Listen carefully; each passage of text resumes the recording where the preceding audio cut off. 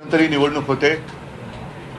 India आघाडी म्हणून एकजुटीने ही निवडणूक आम्ही लढतो आहोत आणि आमच्या आघाडीकडनं आदरणीय सुदर्शन साहेब त्यांचा परिचय आपल्याला काय करून देण्याची आवश्यकता नाही.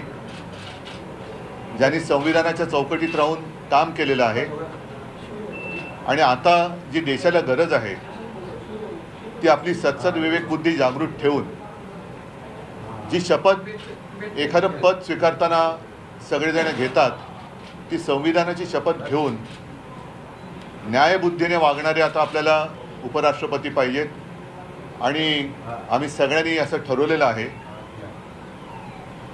की एकजुटीने या देशातली लोकशाही वाचवण्यासाठी जे काय प्रयत्न करतो आहोत तिला अधिक मजबूती येण्यासाठी आपण ही निवडणूक जिंकण्याच्या इराद्याने लढवायची.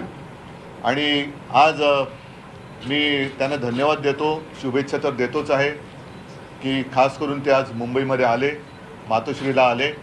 आम्ही आपल्याला पाठिंबा तर दिलेलाच आहे. महाराष्ट्रातले महाविकास आघाडीचे सर्व प्रमुख पक्ष आणि त्यांचे नेते हे एक दिलाने आपल्यासोबत आहेत. चमत्कार ह्याला काही चौकट नसते, चमत्कार कसाही होऊ शकतो म्हणून त्याला चमत्कार म्हणतात. तर चमत्कार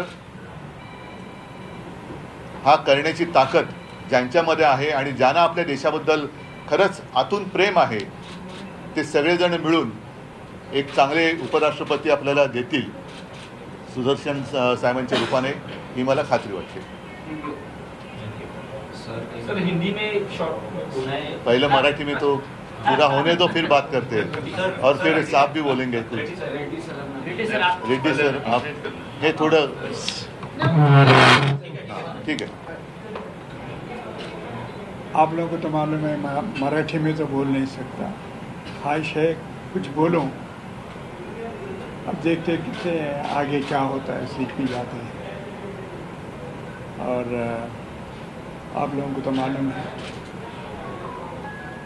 मैं प्रतिपक्ष पार्टियों की तरफ से उपराष्ट्रपति पद के लिए नॉमिनेशन दाखिल करे हैं और सब प्रतिपक्ष पार्टी के जो सहमत बनी है वो उद्धव जी के बगैर नहीं हो सकता, ये बात मुझे मालूम है. और संजय जी हमारे साथ सेंट्रल हॉल में थे, साथ में आकर हमारे नॉमिनेशन भी दाखिल करे. मैं उद्धव जी से एक मर्यादा होती है, ऐसा नहीं है मैं पहले मर्तबा आकर यहाँ पे उनकी मदद मांग रहा हूँ. उनकी मदद तो मिल गई मुझे. उनको धन्यवाद देने के लिए दिल्ली से यहाँ तक आया हूँ और मातोश्री में आने के बाद ऐसा लगता कि कहीं कहीं कहीं महत्वपूर्ण निर्णय यहाँ पे लिया गया देश के हित में, महाराष्ट्र के हित में. It has given many political twists and turns to the Indian political situation, and I know I am sitting at that place, the most respectable place. Once upon a time was the abode of Sri बाला साहब.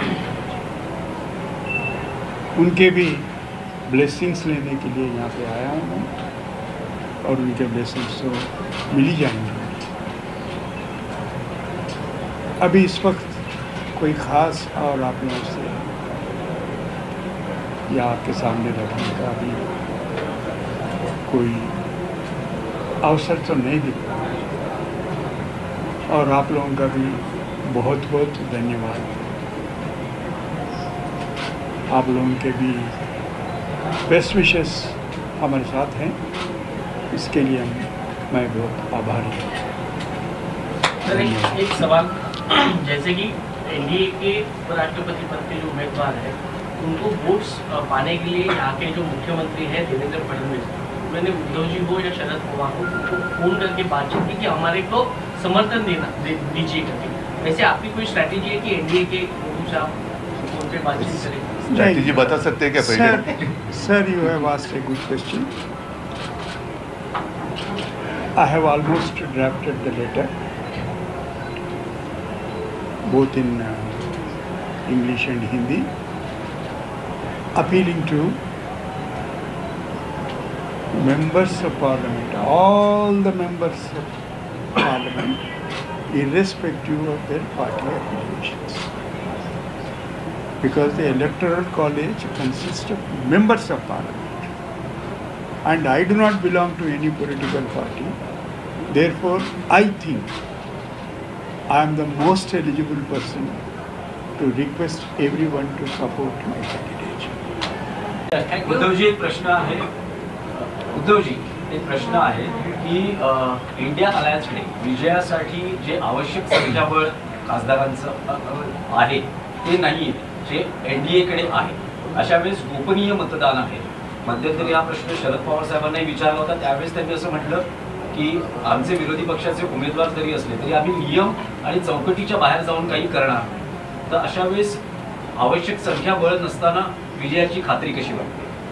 आवश्यक संख्याबळ जरी नसलं तरी मगाशी मी जे बोलताना म्हटलं की देश एका विचित्र परिस्थितीमध्ये नेला जातोय आणि त्या परिस्थितीत जाण्यापूर्वी जर आपण त्याला थोपवू शकलो तर आपल्या देशातली लोकशाही वाचेल. आणि साहजिकच आहे, साधारणतः 100-150 वर्षानंतर गुलामगिरीतून जी आपली मुक्तता झाली त्या गुलामगिरीकडे पुन्हा देश जाणार नाही. म्हणून मला असं वाटतं की संख्याबळ जर का बघितलं तर नुसत्या संख्याबळावरती निवडणूक अवलंबून असती तर निवडणूक घेण्याचाच अर्थ नाही आहे. पण तरी देखील ज्यांच्या मनामध्ये एक गोष्ट आता तुम्ही जे बोललात की या मतदानात गोपनीयता आहे, त्याच्यामुळे ज्यांच्या हृदयामध्ये छुप्या पद्धतीने का होईना देशप्रेम आहे असे एनडीएमधले सुद्धा खासदार देशासाठी हे मतदान करू शकतात. त्यांच्या देशामध्ये करायची ते खुलकर वो बात नहीं कर सकते, लेकिन दिल में देश के लिए प्यार है अशी लोक देशासाठी म्हणून मतदान करू शकतील. म्हणून मी मगाशी म्हटलं की चमत्काराला काही व्याख्या आणि आकार नसतो. तर ही निवडणूक ज्यांच्या मनामध्ये, जसं आता सुदर्शन साहेबांनी सांगितलं की सगळ्यांनाच ते विनंती करणार आहेत. आणि सगळेजण जे बघतायत राज्यसभेचा कारभार कसा चाललाय, लोकसभेचा कसं चाललाय, देशाचा कसा चाललाय, सरकारचा कसा चाललाय, सगळेजण बघतात. मध्यंतरी फडणवीसांनी तुम्हाला आवाहन केलं होतं किंवा फोनवर जे तुमच्याकडे पाठिंबा मागितला होता त्यावेळेस त्यांनी असं म्हटलं होतं की एनडीएचे जे उमेदवार आहेत CP राधाकृष्णन हे महाराष्ट्राचे मतदार आहेत, महाराष्ट्राचे राज्यपाल आहेत. आता मतदार यादीतलं त्यांचं नाव हे बघावं लागेल. आणि त्यांच्या म्हणजे देवेंद्र फडणवीसांनी मला फोन केला होता, ही गोष्ट सत्य आहे. मला एका गोष्टीचं थोडंसं आश्चर्य वाटलं की माझा पक्ष चोरला, माझा पक्ष फोडला, तरी देखील त्यांच्यासमोर उभे राहून जे माझे निवडून आलेत, जनतेने निवडून दिलेत, तेही त्यांना पाहिजेत. या विनंतीला काय अर्थ आहे? आणि मग तसं जर का पाहिलं तर राष्ट्रपतीपदाची जेव्हा निवडणूक होती तेव्हा तर मी न मागता शिवसेनेने त्यांना मतदान केलं होतं. कोणी मला विनंती केली नव्हती. निवडून आल्यानंतर सुद्धा कोणी मला, माझी अपेक्षा नव्हती धन्यवाद सांगायला, पण एक कर्टसी ज्याला म्हणतो, फोन काय आलेला नव्हता. आता जेव्हा गरज असेल तेव्हा वापरा आणि गरज संपली की फेकून द्या, या पद्धतीलाच आता आपल्याला नाकारलं पाहिजे. मुक्त मतदान आहे आणि तुम्ही म्हणताय की चमत्कार होईल, तुम्हाला आशा आहे पूर्ण आशा? आणि ह्याचं काय सांगड कशी घालतात? आशा ही आशा असते. उम्मीद पे दुनिया कायम. उद्धव साहेब, आज संपूर्ण मुंबई ठीक आहे, मला असं वाटतं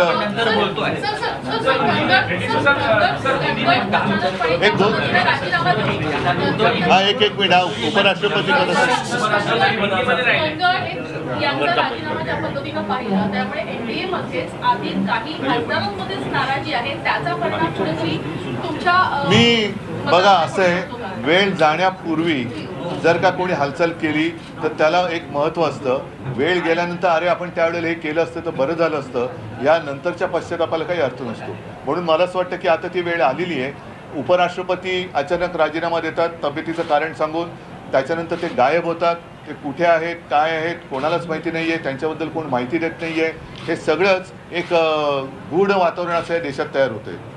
सर, जैसे आपने कहा कि जो जुडिशरी है वो इलेक्शन का हिस्सा बन रही है, ये देश के विकास के लिए, डेमोक्रेसी को स्ट्रेंथन मैंने करने कब कहा जुडिशरी? आपने कहा सर कि जो देश की डेमोक्रेसी को पसंद करते हैं, उनको स्ट्रेंथन करना चाहते हैं, वो चुनाव में आ रहे हैं. रेड्डी सर एक अच्छी पोजीशन पे रह चुके हैं, सुप्रीम कोर्ट पे रह चुके हैं, लेकिन हितेन जैन एक शख्स है जो कि 23rd law commission K of India K member हैं. उन्होंने इस पूरे सिस्टम पे सवाल उठाया. उन्होंने कहा कि जो जजेस पॉलिटिकल नहीं, वो विषय अलग है. इस डाउट इस नहीं, मिक्स मत करो, ठीक है. सर, आज रेड्डी सर आपको मिले, आपने स्वागत किया. क्या पूछना चाहते हैं? नहीं, वो जो बात मैंने मराठी में की वो हिंदी में चाहते हैं. ठीक है, उद्धव जी जो बोले मैं हिंदी में बोल, हाँ, एक ही बात है. ये अच्छी बात है. ठीक है. रेड्डी साहब अभी आए हैं और आप सभी को पता है देश के लिए आने वाला चुनाव महत्वपूर्ण है, क्योंकि उपराष्ट्रपति मतलब एक गरिमा होती है उस पद की. उस गरिमा कायम रखने के लिए योग्य व्यक्ति वहाँ होनी चाहिए. और हम सारे लोग देख रहे हैं कि हमारे जो पूर्व उपराष्ट्रपति थे, अचानक क्या हुआ, उन्होंने इस्तीफा दिया, तबीयत ठीक नहीं कहा और लापता हो गए. एक टीवी पे सीरियल थी, कहाँ गए वो लोग, तो वैसे वो कहाँ गए हमारे उपराष्ट्रपति जी. तो अभी समय आया है जितने भी सांसद हैं और जिनके दिल में देश के लिए प्यार है, वो सभी लोग रेड्डी साहब को मतदान करें. और हमने तो डिसीजन लिया है, निर्णय लिया है, पूरी इंडिया आघाड़ी और महाराष्ट्र में महाविकास आघाड़ी, सारे जो हमारे पक्ष है, मित्र पक्ष है, एकजुट होकर हम रेड्डी साहब के पीछे खड़े. एनडीए के उम्मीदवार को समर्थन देने के लिए आपको देवेंद्र फडणवीस ने फोन किया था, उसके बाद आज मैं उनको रेड्डी साहब को मतदान करने के लिए फोन करूंगा.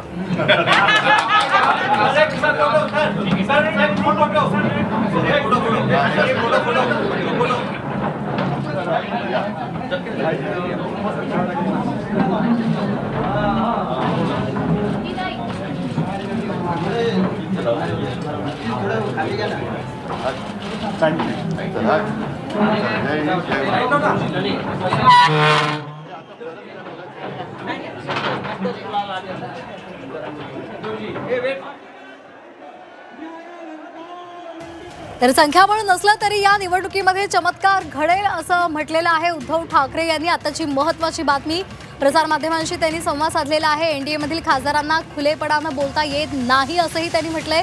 पण संख्याबळ नसलं तरी सुद्धा या निवडणुकीमध्ये चमत्कार घडेल असं त्यांनी म्हटलेलं आहे. पक्ष फोडला मग विनंतीला काय अर्थ आहे असं म्हणत त्यांनी फडणवीसांनी फोन जो केला होता आणि आमच्या उमेदवाराला पाठिंबा द्या असं जे म्हटलेलं होतं त्याला उत्तर दिलेलं आहे. माजी उपराष्ट्रपती जगदीप धनखड कुठे आहेत असा सवाल सुद्धा त्यांनी उपस्थित केलेला आहे. प्रसारमाध्यमांशी उद्धव ठाकरे यांनी संवाद साधलेला आहे आणि त्या संदर्भात बोलताना त्यांनी हे अनेक महत्त्वाचे मुद्दे उपस्थित केलेले आहेत. गरज असेल तेव्हा वापरा आणि आता फेका अशा पद्धतीचं भाजपचं वर्तन आहे असं म्हणत त्यांनी भाजपवर सुद्धा घणाघात केलेला आहे. तर इंडिया आघाडीचे उपराष्ट्रपती पदाचे उमेदवार सुदर्शन रेड्डी हे मातोश्रीवर आलेले होते. त्यांच्याबरोबर इतर इंडिया आघाडीचे महत्त्वाचे नेते सुद्धा उपस्थित होते आणि त्यानंतर ही पत्रकार परिषद झालेली आहे आणि या पत्रकार परिषदेच्या माध्यमातून अनेक महत्त्वाचे मुद्दे उद्धव ठाकरे यांनी उपस्थित केले.